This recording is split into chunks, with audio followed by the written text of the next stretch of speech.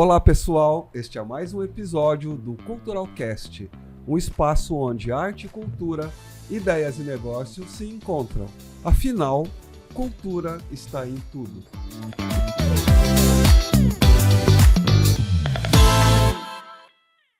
E antes de iniciarmos o nosso episódio de hoje, eu quero agradecer aos nossos patrocinadores. Instituto Canopus, semeando e fomentando a cultura em Mato Grosso e no Brasil. Venezia Móveis, preparando ambientes com qualidade e exclusividade, com uma belíssima loja ali na Avenida Fernando Correia. Restaurante Maison Paris, com almoço executivo todos os dias aqui no piso térreo do Goiabeiras Shopping. Gio Village, apoiando iniciativas que fortalecem a cultura, convivência e experiências em nossa cidade. E, é claro, o nosso grande apoiador, o Goiabeiras Shopping. E quero pedir também para vocês que nos sigam, assistam e compartilhem no YouTube, Spotify e no Instagram, @Culturalcast, um podcast de cultura. Lembrando que cultural é com 2 L's. Olá! Bem-vindos ao Culturalcast. Eu sou Maria Ercília. E eu sou Kelson Panosso. E juntos temos mais de 40 anos dedicados à arte e à cultura em Mato Grosso e Brasil. Tudo bem, amor? Tudo ótimo, tudo bem. Hoje a gente vai falar de algo que impacta diretamente o Brasil, amor. Já estamos Sério? extrapolando fronteiras. Nossa! Especialmente o Mato Grosso. Quando se fala de Mato Grosso, a gente fala de agronegócios. E ele é uma pessoa muito querida, muito importante e que também faz parte da nossa história. Isso que eu gosto nesse podcast, que a gente sempre entrevista amigos, né? Isso é muito bom, faz a gente ficar muito à vontade. Não é, Dr. Xisto Bueno, nosso convidado de hoje? Muito obrigado, Kelson. Obrigado, Maria Cília, pelo convite. Né? E é muito bom, como Kelson, estar entre amigos. Né? Cuiabá, Mato Grosso, nos privilegia com isso. Nós sempre esbarramos com pessoas queridas por onde a gente passa. Um privilégio para mim poder estar aqui com vocês para falar um pouquinho, né, sobre a gente, contar um pouco de histórias, né, não só sobre o setor agro, mas sobre a gente, né? Temos muita coisa para poder falar. Obrigado pelo convite. Sobre a Imagina. sua trajetória, amor, porque eu estou vendo aqui, ó. Ele é bacharel em Direito pela Universidade Federal de Mato Grosso. Isso é muito bacana. Especialista em Direito Constitucional e Administrativo, com trajetória técnica na Assembleia Legislativa de Mato Grosso. 17 anos, amor, de Assembleia. Muito tempo, né? Muita história para contar. E atualmente é diretor executivo do Fórum Agro Mato Grosso. E o que principal, bagagem. amor? Amante de rock and roll, não é, Xisto? Ah, é? Com certeza, Essa parte amante eu da não boa sabia. música. Rock anda passando nessa mesa, hein? Isso Legal. mesmo. Boa música é ótimo, né? Sim, sempre. Então, e aí? Por onde a gente começa? 2002, antes, como ele chegou em Mato Grosso, é de Mato Grosso. De onde você é, Xisto? Gente, eu cheguei em Cuiabá precisamente no dia 5 de agosto de 1982, vindo de Goiânia. Né, cheguei aqui, lembro como se fosse agora, num sábado, fim de tarde, do dia 5 de agosto de 82. Né, e me apaixonei por essa cidade. Né, Cuiabá é um local que nos abraça. E nunca mais fui embora. Ainda que tivesse oportunidades em algumas ocasiões, eu optei por ficar em Cuiabá. Olha só. Né, falando um pouco sobre mim, mas fugindo um pouco dessa parte da Assembleia, do agro, deixa eu contar uma coisa para vocês que talvez seja novidade. Antes de ir para a Assembleia, antes da faculdade de Direito, né, quando eu terminei o meu 2º grau, quando eu não passei no vestibular, né, quando eu não passei, foi muito bom não ter Você passado. fez vestibular para quê? Nessa época foi para computação. Computação. Eu não passei. E eu estava em casa, jururu, entristecido, né? Tocou meu telefone de casa, que naquela época não existia celular, e um amigo falou bem assim, ó, Xisto, tá tendo oficina de teatros no Ânima. Vamos? Então, lá no distante ano de 1992, eu me tornei ator do grupo Ânima de Teatro. Que barato! Com Gilberto, né? Com Gilberto. Nossa. Olha só, lá na Escola Técnica? Na Escola Técnica. Que bacana. Eu costumo dizer que esse telefone foi um divisor de águas na minha vida. Porque conforme eu fui para fazer teatro, né, mudei as minhas amizades, né, inevitavelmente. Passei a conviver muito com o pessoal do teatro. Eu era egresso da Escola Técnica, mas não fazia parte do grupo. E isso moldou, né, o meu destino a partir de então. Foi no teatro que eu conheci a Cândida, que é a mãe da Daniela. Né, os padrinhos da Daniela eu conheci no teatro. E lá teve uma reviravolta na minha vida. Conta pra gente. Não, foi tudo isso. Né? Eu estava caminhando para ser um acadêmico de computação, para poder viver uma vida do computador. Né? E com essa minha ida para a Escola Técnica, eu tive uma mudança cultural. Né? Eu fui apresentado para a cultura de Mato Grosso de fato.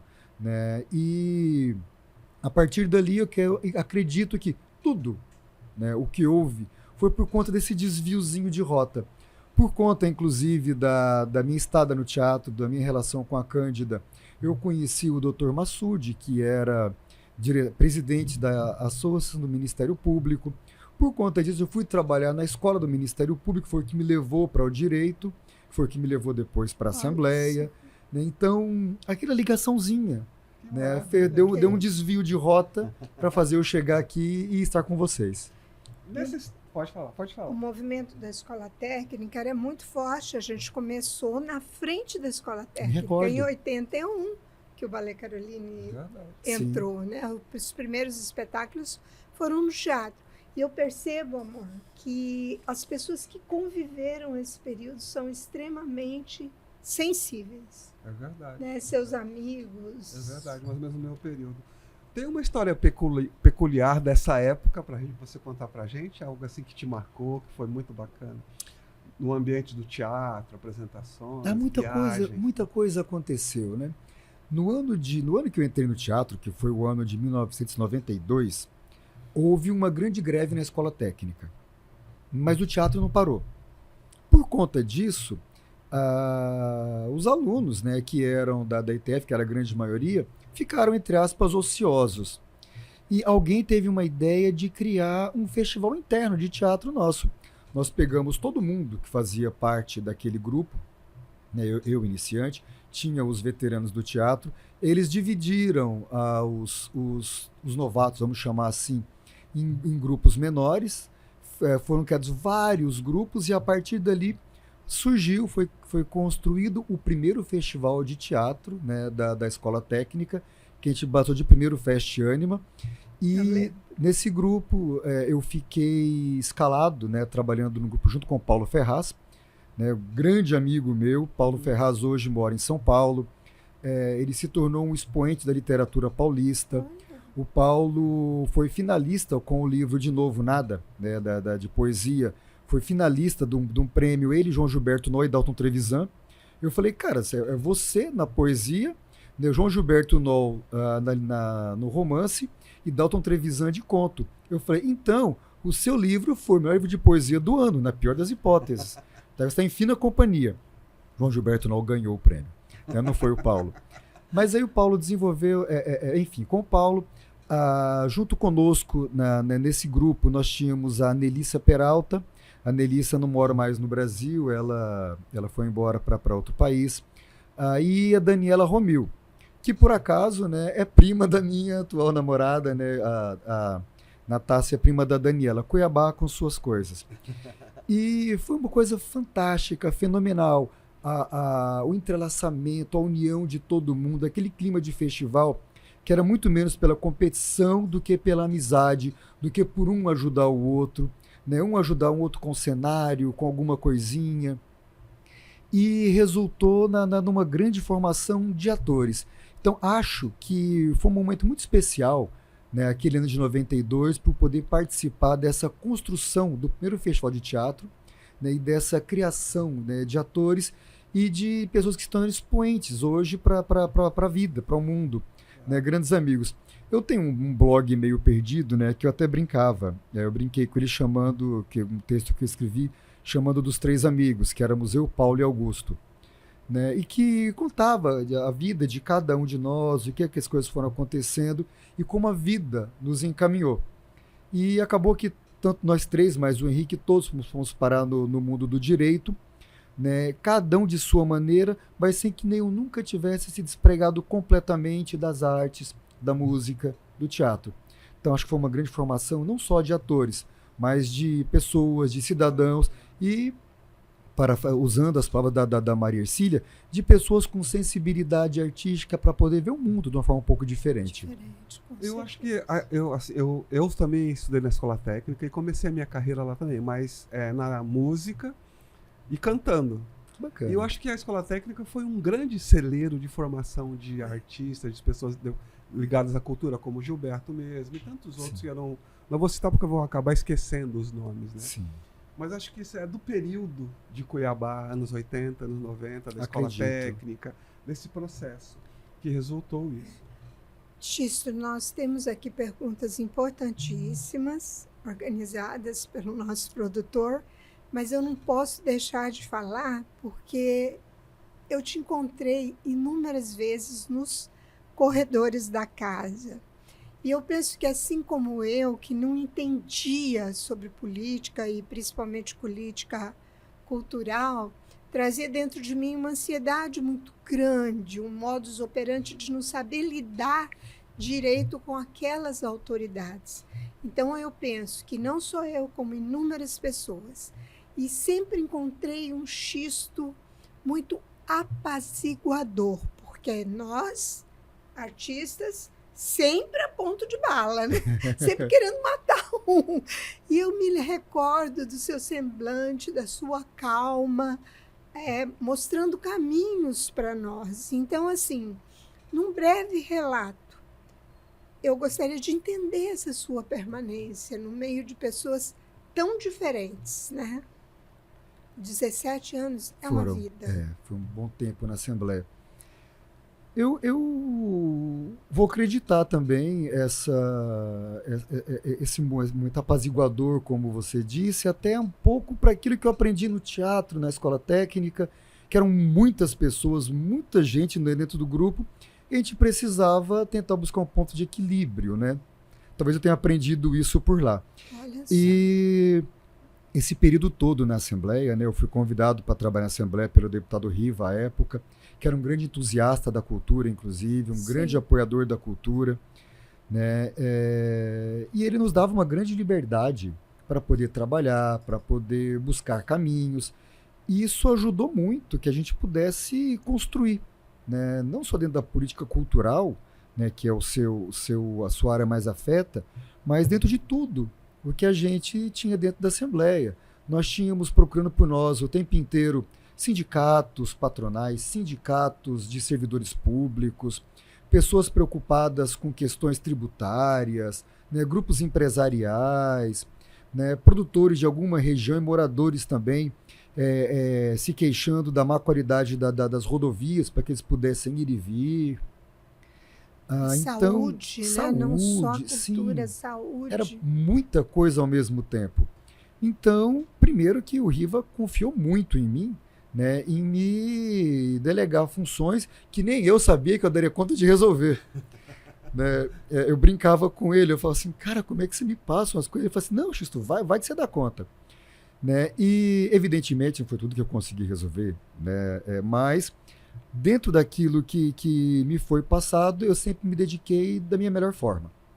Né? E fico feliz de ter conseguido alguns resultados bons, inclusive dentro do setor cultural, desse apoio que a gente conseguiu, o trabalho da Assembleia, né, com o Balé Caroline, né, com a cultura da forma mais diversa possível, com pessoas da música, com pessoas da pintura. Né? Nós tivemos durante um período a Marlene trabalhando conosco, que fez um link muito importante, com o setor cultural. Né? Então, foi muito importante tudo isso. Construir um teatro, né? Construímos o teatro. Veja bem, isso é um marco. O Riva convidou o Gilberto à época para poder fazer uma espécie de consultoria, né? Quando ele recebeu o projeto do teatro, O Gilberto deu algumas opiniões de como ele achava que poderia ser melhor. Essas opiniões foram acatadas pelo arquiteto, porque nada como alguém que vivencia para poder saber o que é importante ou não. Claro. Senão a gente corre o risco de transformar o teatro num auditório, né? O teatro tem suas particularidades, tem que ter uma casa de máquinas, tem que ter um fosso, né? E muitas vezes o arquiteto, se ele não é do setor, se ele não é entendido da estrutura que tem que ter um teatro, ele constrói um auditório. Certeza. Né? E foi um movimento muito bacana. Né? E que bom que você me enxerga dessa maneira, né? Que eu pude ser visto assim. Obrigado. Muito tranquilo, assim, muito ético, uma pessoa de caráter. Obrigado. Né? E isso me marcou, X. É algo que eu trago na memória. Que bom. Conta pra gente um pouquinho como é que foi essa transição, sair da Assembleia para ir para o outro setor privado, né? Como aconteceu isso, X? Teve um certo momento que tudo começou com uma conversa minha com o então secretário de Transportes do Estado, Marcelo, né, por conta de uma publicação que deu uma informação equivocada da secretaria. A Cinfra fez uma publicação equivocada, eu liguei para ele. Falei, Marcelo, tem um erro aí, assim assado. Ele falou, puxa, que bom que você me ligou. Eu conversei hoje cedo com um amigo que me fez um pedido, eu não sabia quem indicar para ele, pode ser você. Eu falei, tá, não estou entendendo nada. Ele falou assim, você pode almoçar comigo amanhã? Eu falei, posso. Ele falou assim, o setor agropecuário criou em Brasília uma coisa chamada IPA, que chama Instituto Pensar Agro. Esse instituto é um link entre o setor agropecuário e a Câmara dos Deputados e o Senado. Basicamente, o que eles fazem é um acompanhamento das discussões legislativas para poder dar uma visão do setor agropecuário, para aproximar os deputados dos produtores. E em Mato Grosso eles querem fazer isso.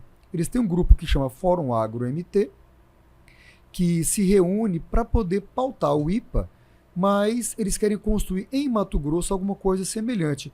Você topa esse desafio? Me pareceu uma coisa muito interessante. Eu falei, cara, isso parece bom. Eu falei, eu gosto da ideia. Eu falei, mas o que é, como é? Ele falou, o que é e como é você vai ter que construir. Ele falou, se você estiver interessado na ideia, eu vou pedir para um amigo te procurar. Eu falei, vamos conversar então. E nisso o Tete, Carlos Agostinho, né, foi me procurar. Ele falou, Marcelo conversou contigo? Eu falei, sim, senhor. Ele falou, que dia que eu posso te visitar? Eu falei, veja a sua agenda que eu me programo. Aí o Tete, né, foi até a Assembleia, conversou comigo, falou dessa proposta que eles tinham de construir uma relação, né, entre o setor agro e a Assembleia.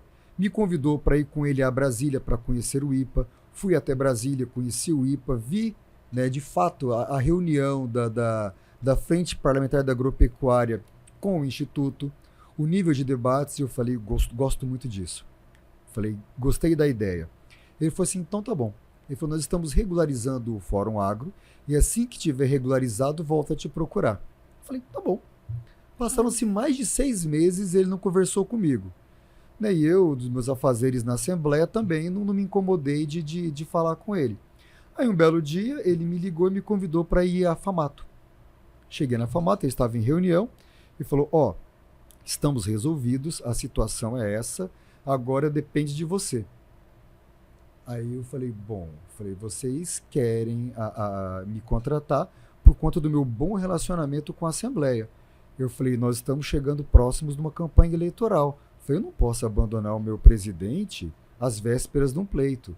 Né? Eu tenho uma função na Assembleia, que é uma função de relevância, eu cuido do plenário, eu cuido das votações, eu cuido do funcionamento de todas as comissões. Eu falei, então eu não posso simplesmente dar tchau e ir embora. Eu falei, tem que finalizar meu compromisso. Eles entenderam. À época, o deputado Botelho era o presidente da Assembleia, conversei com o deputado Botelho, expliquei para ele, fiz uma longa transição, né, avisei todo mundo do que é que eu ia fazer, para onde é que eu iria. Né, finalizado esse período, que foi o período da campanha, voltei a falar com o deputado Botelho. Ele falou para mim bem assim, não, Xisto, espera terminar esse mês. Estávamos em outubro, terminou o mês. Aí ele falou assim, vamos votar primeiro o orçamento. Votamos o orçamento. Aí voltei a falar com ele, ele falou assim, não, espera terminar esse mandato. Depois que a mesa terminar, você vai. Só que aí o governador Mauro Mendes assumiu, né, o governo do estado e enviou para a Assembleia uma série de mensagens que impactavam o setor agropecuário. Né? E eu fiz, naquele período, o que eu fiz a minha vida toda, que é colocar todo mundo na mesa, buscar uma negociação, ver quem podia ceder de um lado, quem poderia ceder do outro, porque era muito pesado o que o governador à época queria colocar contra o setor, pesadamente. E o setor reagiu. E nesse momento alguém falou bem assim para o deputado Botelho, como é que o Xisto pode estar dentro do plenário, né, e advogando pelo setor agropecuário? Eu falei, não seja por isso. Eu falei, eu estou nessa Assembleia há 17 anos sem ter nunca tido nenhum problema. Eu falei, não vamos ter um problema agora. Eu falei para o deputado Botelho, vou trazer para o senhor o meu pedido de exoneração. Ele falou, não, Xisto, não é exoneração. É só você passar uns dias sem ir no plenário, deixa que Gabriel toca, depois você volta. Eu falei, cara, eu tô me despedindo de você desde antes da campanha.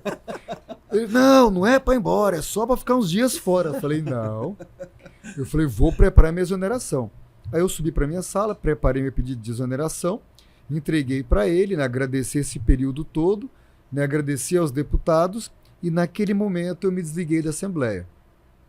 Mas assim, o tempo todo com uma relação muito boa com todo mundo, né? Se porventura alguém falou naquele momento que achava estranho a minha posição de um lado e do outro, estava sendo ético completamente, colocando as pessoas à mesa, né, para que elas pudessem conversar, que é o que eu fiz desde sempre. É teu perfil. Né? E foi quando eu fiz essa minha transição do setor político puramente para o setor agropecuário, para fazer esse trabalho, que é um trabalho de relacionamentos, é um trabalho de acompanhar o que acontece na Assembleia, aquilo que impacta o setor agropecuário, aquilo que é um equívoco muitas vezes, porque existe uma série de termos, né, que muitas vezes eles escapam do nosso usual, do coloquial, e tecnicamente eles dizem outra coisa. E muitas vezes os deputados miram num alvo e acertam outra coisa. Uma das nossas funções é organizar. Por exemplo, né, uma coisa que é corriqueira. Muitas vezes os deputados, com uma preocupação de fazer uma defesa dos animais de estimação, eles fazem projetos para defender os animais domésticos. Galinha, vaca, boi, cavalo, carneiro, suíno, todos são animais domésticos porque eles foram domesticados. Eles não são silvestres, eles não são selvagens. Então, quando eles fazem um projeto preocupado, né, com o bem-estar dos cães e gatos, e eles vão tratar de animais domésticos, eles afetam com isso os animais de criação. Né? Então, muitas vezes uma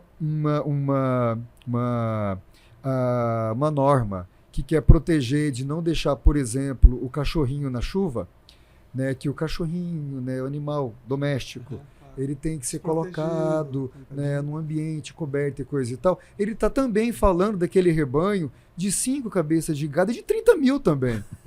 Né? Como colocar 30 mil cabeças de gado num ambiente coberto para proteger da chuva, né, é um pouco complicado. Então a gente trabalha para poder ajustar esse ajuste fino de algumas coisas. Esse no animal doméstico é o clássico. Que bacana. Deixa eu te fazer uma pergunta. O fórum representa apenas produtores ou toda uma cadeia produtiva? O Fórum Agro-MT ele é composto hoje por algumas entidades. A FAMATO, que é a Federação da Agricultura, a AMPA, produtores de algodão, a Acrimate, os criadores de gado de corte, a Crismate, criadores de suíno, a Prosmate, os produtores de sementes, a Profir, que são os produtores de feijão, pulses e irrigantes, e também a OCB, que é a Organização das Cooperativas do Brasil, que tem diversas cooperativas do setor agropecuário. Então, é voltado para o setor agropecuário, em que pese a Profir, que pese a OCB, como cooperativa, ser muito mais abrangente. A OCB, ela trata com cooperativas bancárias, de mineração, de produção, né, de comerciantes, elas são cooperativas. Mas o foco do Fórum Agro é essa preocupação com aquilo que diz respeito ao setor agropecuário. independente do tamanho do produtor, pequeno, médio, grande, gigante. Pega todos os níveis. É porque a FAMATO representa todo mundo, né? Do pequeno produtor ou do produtor de pequeno porte, né? Até o tamanho que for. Eu penso assim, então deixa eu entender porque é uma área que eu não administro, não compreendo muito bem. É outra cultura, cultura da soja, do algodão. Cultura, embora no Mato Grosso eu comecei por ela, por incrível que pareça. Esquece mas que a cultura está em tudo, né, amor? Com Verdade. certeza. De uma forma bem para quem está nos ouvindo, o que é o Fórum Agro Mato Grosso? Essa reunião de segmentos, qual é a missão, qual que é o objetivo? O principal objetivo e missão do Fórum Agro MT é fazer a representação das cadeias produtivas do setor agropecuário junto aos poderes públicos. Puxa. Fazer um acompanhamento sistemático do que acontece dentro da Assembleia de Mato Grosso, de proposições, né, das coisas que são apresentadas, e apresentar aos deputados, né, junto com isso, dar o apoio para a Frente Parlamentar da Agropecuária e subsídio para esses deputados fazer a defesa do setor agro dentro daquela casa. Basicamente é isso. Entendi. Você acha que essa ideia surgiu a partir do momento que o Mauro, que o nosso governador, entrou pontuando uma situação? Não. Não. Isso surgiu em Brasília com a criação do IPA. Né? O setor agropecuário tinha lá em Brasília a frente parlamentar, mas era uma frente parlamentar muito tímida, né? Ela não tinha uma atuação relevante. E um grupo de produtores aqui de Mato Grosso, conversando entre si, né, por conta das dificuldades que eles tinham em Brasília, eles resolveram criar esse IPA lá em Brasília. Fizeram no começo a contratação de um ex-consultor da Câmara dos Deputados para que ele iniciasse esse projeto. Foi um projeto de grande sucesso por lá. E o Fórum Agro era a denominação das entidades de Mato Grosso que fazem parte desse IPA. Eles se reuniam um dia antes para poder discutir a pauta, fechar a questão de todas elas, para já chegar na reunião do IPA com o tópico discutido.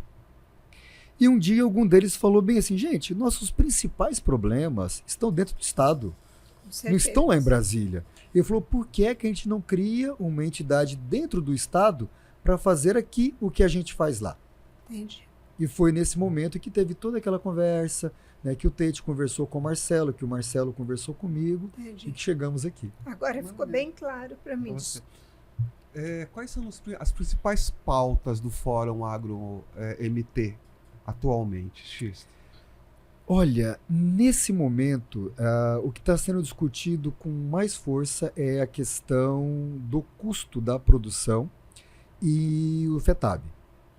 As commodities estão passando por um período de baixa, os preços estão muito ruins, né? Tem produtor que, se porventura ele não trabalhou muito bem a colheita dele, ele vai ter prejuízo, né? Eles chamam isso de lucro negativo. Eu chamo de prejuízo mesmo. Né? Vão ter lucro negativo. Né? Tecnicamente é isso, mas para mim chama prejuízo.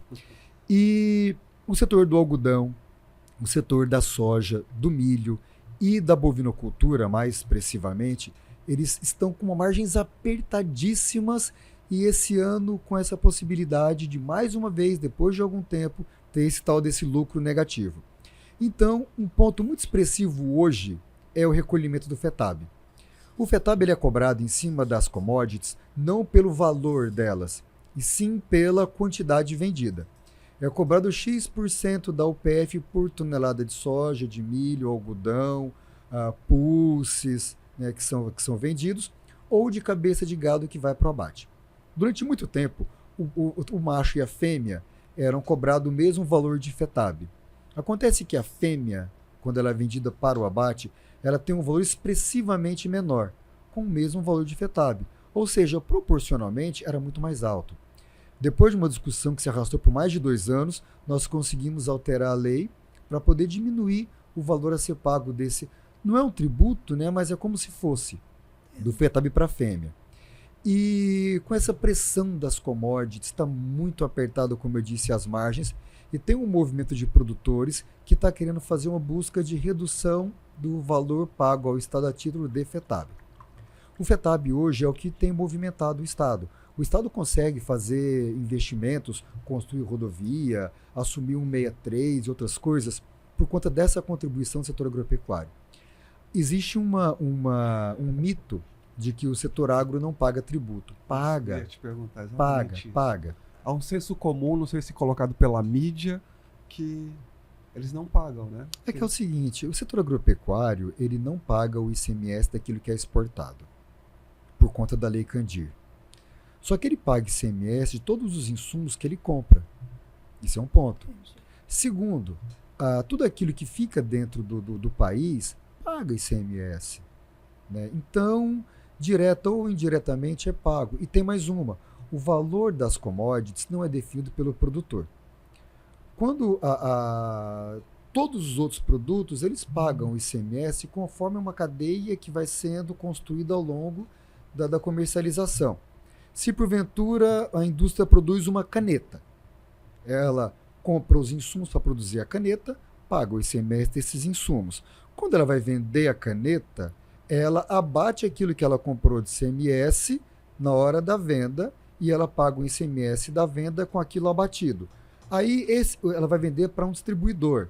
Esse distribuidor, quando ele compra, ele paga o ICMS ali de trás. Mas na hora dele vender, ele abate o ICMS da compra com o ICMS da venda. Então vai sempre tendo essa compensação. Até que chega no consumidor final, que eu, quando vou comprar a caneta, eu pago o ICMS de todo mundo. Funciona assim. Dentro do agro, como não tem o ICMS da saída, ele não tem o que abater da entrada. Entendi. Então ele paga o ICMS da entrada e não abate nada. E segundo, quando a indústria da caneta produz a caneta, ele tem um custo X. Aí ele pega o custo de produção, soma, né, do material, soma com o custo da produção, tem um valor de produto e vende. O distribuidor pega isso, coloca tudo que ele fez, mais os custos dele da operação, mais um lucrinho e vende. Até que chega no último ponto da cadeia, que é o varejista, que ele pega o valor que ele comprou de tudo isso que foi para trás, que ele pagou o lucro de todo mundo atrás dele, coloca o seu lucro em cima também, com valores tributos e vende. E o consumidor final, mais uma vez, é quem paga tudo. O setor agropecuário não faz o valor da venda. Ele compra tudo que ele precisa para poder fazer a produção, né, paga o ICMS disso tudo que ficou para trás, produz o que tem que ser produzido. Na venda, como não tem o ICMS, ele não tem do que fazer a retirada. E ele não sabe por quanto ele vai vender. Quem define o preço da commodity é o mercado internacional. Um dia o preço da saca de soja está R$ 180, 2 anos depois está 110. E vejam só, está 110, depois muito menor do que aquele preço anterior, com todos os valores, os insumos tendo aumentado. Ele não chega e fala bem assim, oi, tudo bem, olha, eu para produzir eu gastei tanto com isso, tanto com isso, tanto com aquilo, para eu vender o meu produto hoje para ter uma margem de lucro mínimo é tanto. Não é ele quem escolhe.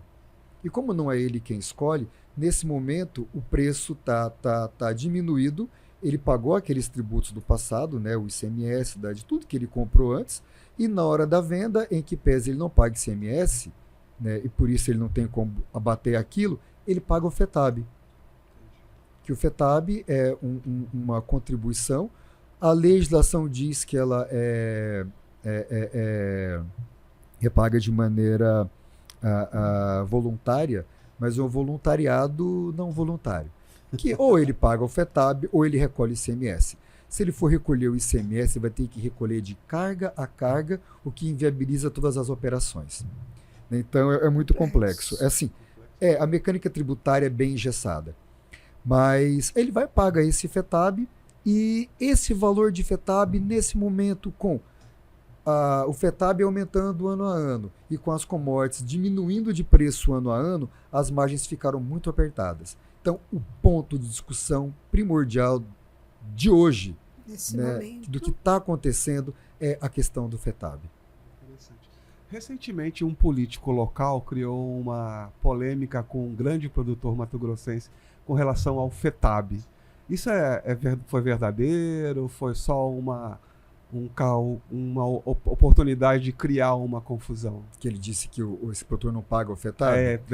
Devia bilhões Eu de FETAB. não conheço a contabilidade do produtor, né? A priori, ele deve pagar. Se porventura ele conseguiu judicialmente alguma decisão que o libere, aí é uma questão judicial. Nesse ponto que eu queria chegar, se existe judicial. essa possibilidade de se conseguir liminares para não pagar o FETAB, esse tipo de coisa. Não conheço. Ainda porque acho que se porventura alguém tivesse conseguido esse caminho, teria sido triado por todos, né? Com certeza. São as narrativas, né? As falsas narrativas. Mas volto a dizer, eu não conheço. É bom que às vezes, né, fica esclarecido isso. Então, aqui está falando, Mato Grosso é protagonista, né, no agro brasileiro. O que isso representa economicamente para o país? Muito, muito. Né? Mais uma vez, você vê o PIB, por exemplo, desse ano, né, de 2025, saiu recentemente, foi o menor PIB dos últimos tempos, mas ele foi puxado para cima pelo setor agropecuário. Olha. O setor agro brasileiro deveria ser visto como um grande orgulho nacional.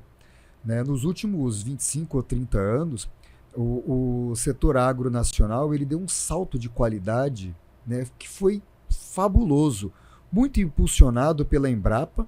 Né? A Embrapa é uma empresa gigante nesse país e também pelas pesquisas que fazem os próprios produtores. Né? Nós temos pesquisas custeadas, trabalhadas pelos produtores rurais, nós temos a Embrapa que faz um trabalho gigante. Não fosse pela Embrapa, não haveria soja em Mato Grosso. A Embrapa desenvolveu variedades de soja para que se plantasse nesse areião que nós tínhamos aqui, né, que fosse adequada para o nosso clima, para o nosso índice pluviométrico. Né, e hoje Mato Grosso é o maior produtor de soja do planeta. Né? Com certeza. Então, a gente deve muito à Embrapa, o Brasil, para a balança comercial, deve muito a Mato Grosso. Então, o agro ele é pujante em Mato Grosso, é o que dinamiza o Estado e, como setor agropecuário, a gente que dinamiza esse país. Eu penso que a gente deveria fazer um presidente, né? Seria bom. Porque eu acho importante nesse sentido, porque com todo esse gabarito, será que nós somos tímidos ou os nossos gestores ainda não têm essa perspectiva? Enfim. Nós somos um estado de pouca gente, né? Nós não temos um eleitorado numericamente expressivo. Então, se você for ver, falando dessa questão política, os presidentes da República, eles geralmente são do eixo Sudeste e Nordeste. Com certeza. Desde a redemocratização. A gente sempre tem presidentes e vices que são desses dois lugares. Né? Como é que eu posso dizer? A regra tem sido essa, porque são os maiores colégios eleitorais. Eu entendo, mas fica aí a proposta. Sim.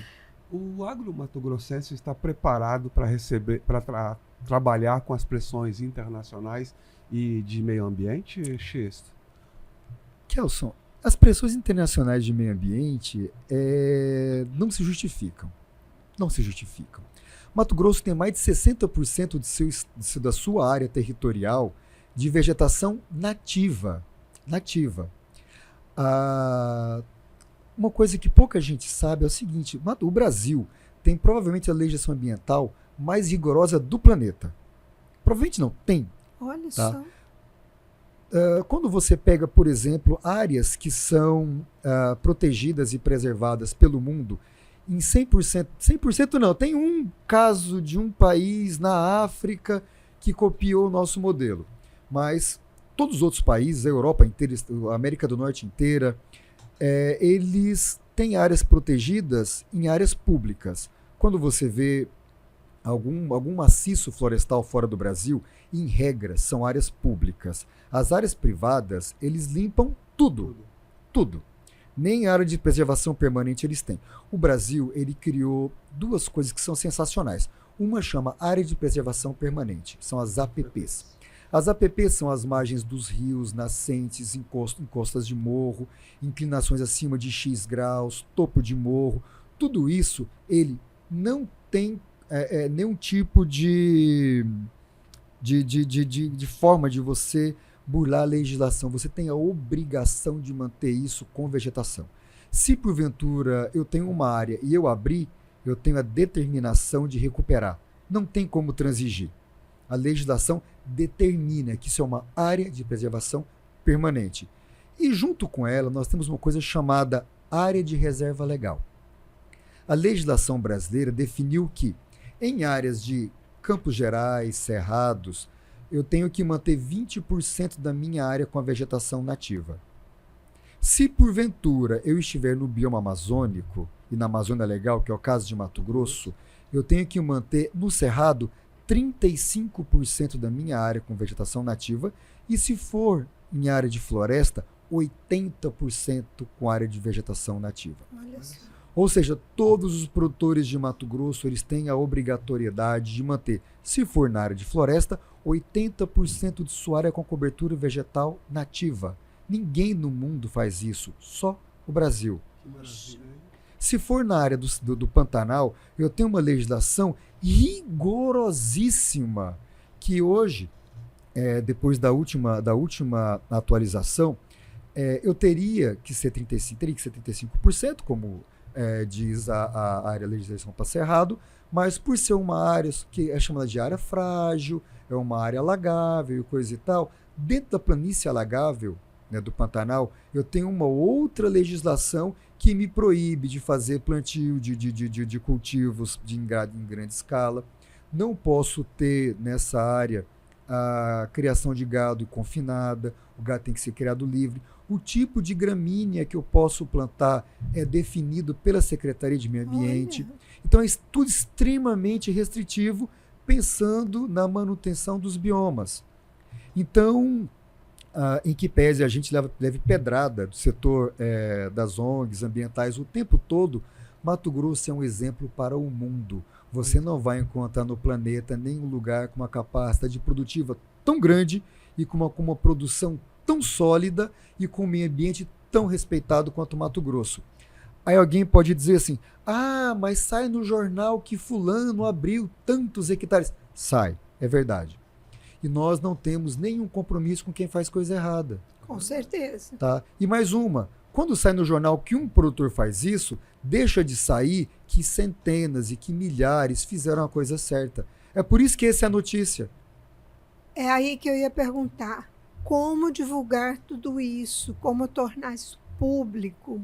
De que forma a gente poderia fazer essa comunicação? Isso é uma coisa muito complicada, porque a imprensa trabalha com o que é extraordinário. Né? Criança ir ao colégio e ter aula, ter lanche, ter a merenda direitinho, pegar o ônibus e voltar para casa não é notícia. Milhares de crianças nessa cidade de Cuiabá, por exemplo, fazem isso todos os dias. Quando um não chega em casa, é notícia. Né?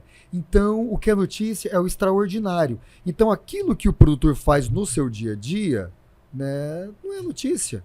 É notícia o extraordinário. Mas, Xisto, a SEMA consegue verificar todo mundo? Consegue fiscalizar todo mundo que está regular. O irregular ela não alcança.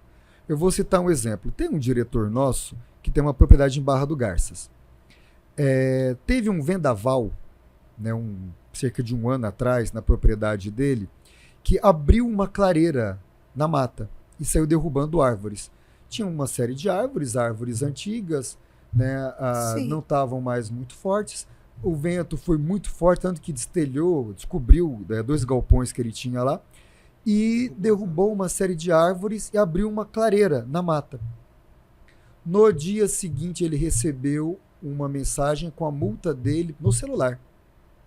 Ele teve que pedir, foi aberto um processo, ele teve que fotografar toda a área, sobrevoou com drone, mostrou tudo aquilo, mostrou os galpões dele que foram destelhados por conta disso daí, e teve um processo administrativo para ele poder provar que ele não abriu aquela área. Então, para quem está regular, a Secretaria de Meio Ambiente alcança. Quem ela não alcança? O irregular, quem está fazendo coisa errada, a área que não tem um CPF em cima dela.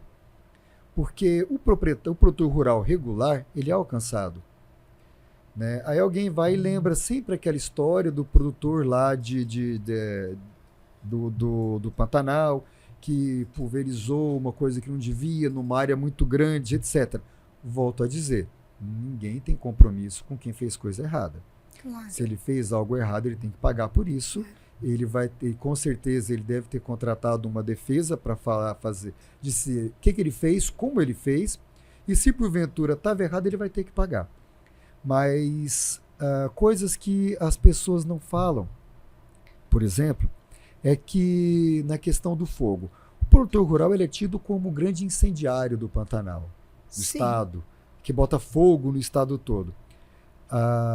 O Corpo de Bombeiros, no ano de 2024, fez um levantamento dos focos de incêndio no estado durante o período do defeso, né, o período proibitivo, defeso não, durante o período proibitivo. E colocou o número de focos por 100 mil metros quadrados e separou em áreas de unidades de conservação, terras indígenas, assentamentos rurais, as terras do setor do agronegócio e terras que são irregulares. Dentro do setor agropecuário, foi mínimo a quantidade de focos de incêndio. Em percentual, foi ridículo. Né? A quantidade muito significativa, eles viram em unidades de conservação, terras indígenas, né? E também dentro de assentamentos. E o campeão de tudo, em terras que não tem dono. Com certeza. Uma coisa que o Coronel Gledson mostrou para a gente, inclusive, que foi muito interessante, alguns focos dentro de vegetação fechada. Ele falou assim, Xisto, mostrando para a gente, isso daqui é uma unidade de conservação lá no meio do nada. Um foco de incêndio. O satélite captou, coisa e tal. Ele falou, aqui não tem ninguém. Esse fogo brotou espontaneamente. Acontece isso. Sim. E é um lugar de difícil acesso. Ele falou, é difícil para a gente poder chegar, é difícil para a gente poder combater. Dentro do Pantanal, acontece coisa semelhante. Acontece fogo por conta de combustão espontânea. Acontece fogo por conta de alguma fagulha que cai, muitas vezes, das linhas de transmissão e distribuição de energia. Então, é muito comum. E o setor agropecuário é o primeiro que está lá para poder combater esse incêndio. Tem incêndio provocado? Claro que tem. Claro. Tem gente que faz coisa errada? É claro que tem.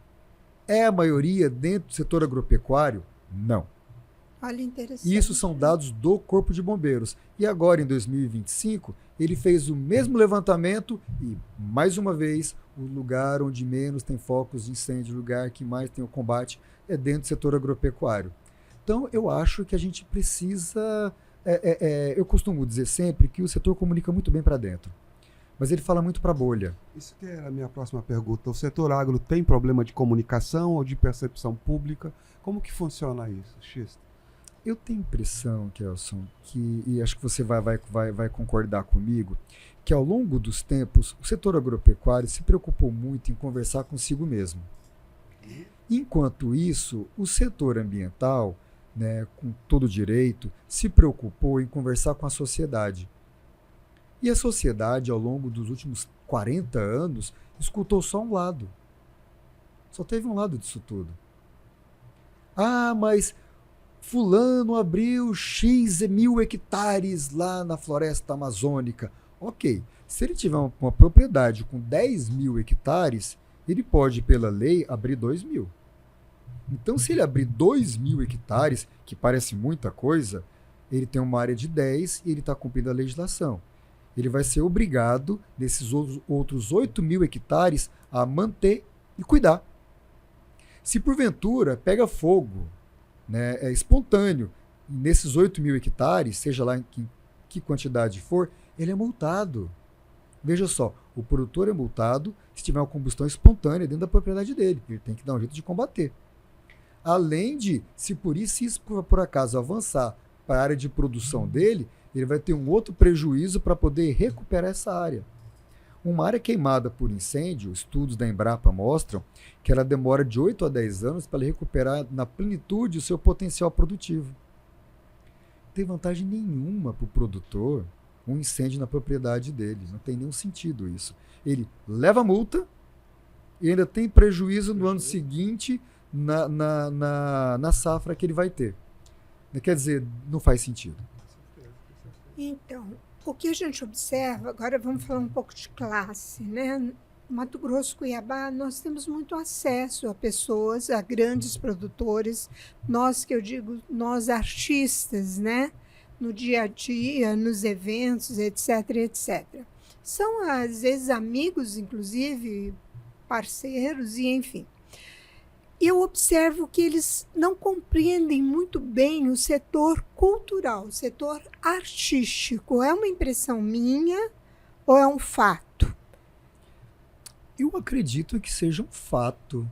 E eu vou mais longe. Eu acredito que não só o setor agropecuário, mas o setor empresarial como um todo, sim, ele é um pouco apartado, um pouco afastado do setor artístico. Talvez por falhas lá atrás na formação em primeiro grau, a gente chamava assim antigamente, né, primeiro grau, segundo grau. Claro. Né? Talvez a nossa educação como um todo, ela não privilegie uma aproximação das artes. Falávamos no começo da escola técnica, né, que é uma escola que privilegiava isso. Né? E que por conta disso, talvez, quem seja oriundo da escola técnica tenha uma aproximação um pouco melhor, ao menos quem era daquela época. Mas eu tenho essa impressão. Eu tenho a impressão que as pessoas elas são um pouco afastadas, apartadas da literatura, das artes plásticas, das artes cênicas, né? Artes cênicas englobando como um todo, né? Tudo que é expressão corporal, inclusive a dança. Será que eles não veem muito como entretenimento, como evento, entendeu? Será que não existe essa dificuldade, inclusive de nós artistas? É possível. Esclarecer. Eu vou um pouco além, acredito eu que assim como o setor urbano não conhece bem o setor rural, né, e viva com uma série de impressões equivocadas muitas vezes, claro, o setor agropecuário tem esse distanciamento de muitas coisas do setor urbano, inclusive das artes. A única parte das artes que eles se aproximam um pouco mais é da chamada música sertaneja. Sim. Que talvez por conta de... não essa atual, mas aquela do passado, de falar um pouco da vida no campo, eles terem se apegado a ela e não terem nem notado que isso transformou e que esse sertanejo atual sequer fala de campo. Exatamente. Né? Virou uma música romântica. Fala mais de dor de cotovelo. Né? Com aspecto pop, né? Porque eu penso que se nós tivéssemos patrocínios estruturados dentro do agronegócio, seria um grande avanço para os projetos culturais. Entende? E a gente percebe que existe uma resistência. Eu digo por mim mesma. Quando eu cheguei na frente, eu me lembro muito bem, não vou citar o nome, mas é bem fácil de descobrir. Eu cheguei num grande gestor e forte na agropecuária, e propus a ele criarmos uma companhia de dança do estado de Mato Grosso. E ele virou para mim e falou assim, a gente vai aprender forró? E eu, não subestimando forró. Mas eu estava falando de dança clássica, erudita, sabia que eu sou do Ballet Caroline. A gente vai aprender forró, pagode? Então, eu entendi, sorri, mas foi uma história que não avançou e poderia ter avançado. Perfeito. Né? E sabe o que eu penso, X? Que o erro é nosso. Nós, artistas, no meio do caminho, a gente desiste, sabe? E temos que encontrar um meio de chegar neles e sensibilizá-los. X, tu não acha que a imagem do agro poderia ser mudada, modificada? Se a gente conseguisse uma forma, um caminho de incentivo à cultura de uma forma mais estruturada com o agro? E como a gente poderia fazer isso? Eu acredito sim que a imagem do agro precisa ser remodelada em muitas coisas. A primeira delas é tentando apresentar para a população o agro como ele é, e não o agro como ele é dito. Né? E todos os caminhos que levam para uma aproximação entre o setor agropecuário e a população urbana, eu acho que são válidos. A questão cultural é só um desses caminhos. Né? Acredito muito, sim. Um jornal, um canal de comunicação. Possível, tudo isso, né? É preciso entender a linguagem atual, né, dentro das artes e fora delas, para poder buscar essa aproximação. Eu tenho como percepção que a arte conta histórias. Com certeza. Né? Eu vejo isso com muita clareza, mas é preciso que haja também essa aproximação de um lado e do outro para que haja uma linguagem comum. Né? Esse gestor que você falou fez a brincadeira lá com o forró, com outras coisas. São mecanismos de expressão populares válidos, importantes, não estão dentro daquele espectro da arte clássica, do balé clássico, que é o que você havia proposto. Mas também são caminhos. A cultura clássica e a cultura popular são fundamentais para que haja uma construção de uma narrativa. Sim. Então, acho importante a aproximação. Claro, e nós mesmos nos aproximamos deles através do sertanejo. Nós, a nossa companhia, porque quando nós não tivemos a expressão devida dentro do balé clássico, nós montamos um trabalho, hip hop rodeio, que teve uma abrangência muito grande, nacional, e foi aí que a gente se aproximou deles e entendeu realmente qual é essa linguagem. Festival de Barreto, que é uma coisa incrível. Olha, realmente o Brasil e essa questão do agro, eu acho fantástica. Agora, nós teríamos que fazer esse link, esse leque, ainda não sei como. Mês da Mulher. Nós temos no Mato Grosso uma das mulheres mais ricas do Brasil. Quiçá do mundo, né? Eu acho que sim. Mundo. E aqui em Rondonópolis. Então, naquele momento que eu li sobre ela, que eu me identifiquei, porque tem muito a ver com os meus avós, do jeito de ser e tudo mais, eu falei, gente, como sensibilizar essa mulher para apoiar a arte, a cultura e para divulgar também eles de uma outra forma, porque se a gente é o que é também, é porque tem o agronegócio. Com certeza. É porque tem a terra, porque tem o cultivo. Eles são muito importantes na nossa história. A gente poderia tentar transformar a cultura realmente num ativo bacana para o agronegócio. Eu acho que você, como um interlocutor desse setor, poderia nos auxiliar muito. Eu sou um entusiasta das artes, né, desde sempre. Sim, com certeza. Né, estar presente, com certeza. Eu penso que é pela cultura, não é algo sedimentar, assim, não é, como que eu vou te explicar? Não é para nós, é para todos. Sim. E eles têm essa capacidade, né? Amor, já está batendo. Já está no tempo, infelizmente a gente começa a conversar e fantástico, o tempo passa muito rápido. Mas finalizamos essa conversa de uma maneira muito boa, né? Com um projeto a ser construído e um trabalho para a gente poder fazer. Eu quero ressaltar assim, o estado de Mato Grosso ele tem investido muito em cultura, principalmente nesses últimos anos. Mas você sabe, como tudo, a gente sempre quer mais. A gente quer que chegue em todos os nossos 142 municípios, Perfeito. Que haja uma interação muito forte do agro, da cultura, e que isso mude a realidade do que as pessoas percebem e também das pessoas em si. Eu vou agradecer novamente aos nossos patrocinadores e ainda tem mais uma perguntinha. Eu quero agradecer muito ao apoio que a gente tem do Instituto Canopus, da Venezia Móveis, do restaurante Maison Paris, da Gil Village e, é claro, do Goiabeiras Shopping. E quero pedir a vocês que nos assistam, sigam e compartilhem no YouTube, no Spotify e no Instagram, @culturalcast, um podcast de cultura. Amor, faz a última pergunta para o Xisto. Antes da última pergunta, eu vou propor para as pessoas que estão nos assistindo, deixa a sua pergunta lá. Né? Como que a gente pode levar propostas para o Fórum de Mato Grosso? Né? Um segmento fantástico.